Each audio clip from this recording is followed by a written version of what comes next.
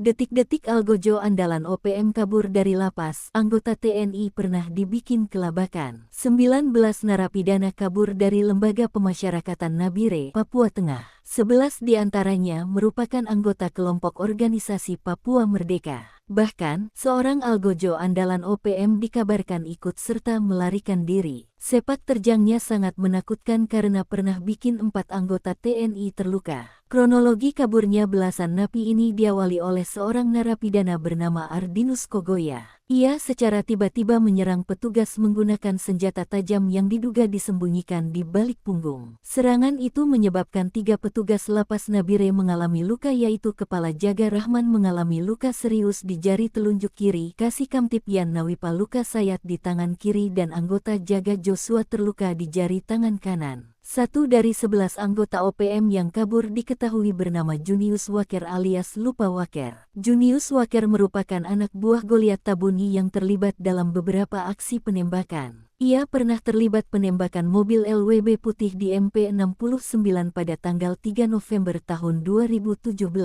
Pada tanggal 27 Maret tahun 2020, Lupa Waker terlibat penembakan terhadap warga negara asing di Kuala Kencana. Penembakan itu mengakibatkan 1 orang meninggal dunia dan 2 mengalami luka. Dia juga terlibat penembakan terhadap anggota TNI yang sedang patroli yang mengakibatkan 1 anggota TNI gugur dan 3 anggota lainnya terluka pada tanggal 19 Desember tahun 2019. Satgas Damai Cartens menangkap Junius Waker di distrik Tembagapura, Kabupaten Mimika, Papua Tengah, Minggu tanggal 19 Mei tahun 2024.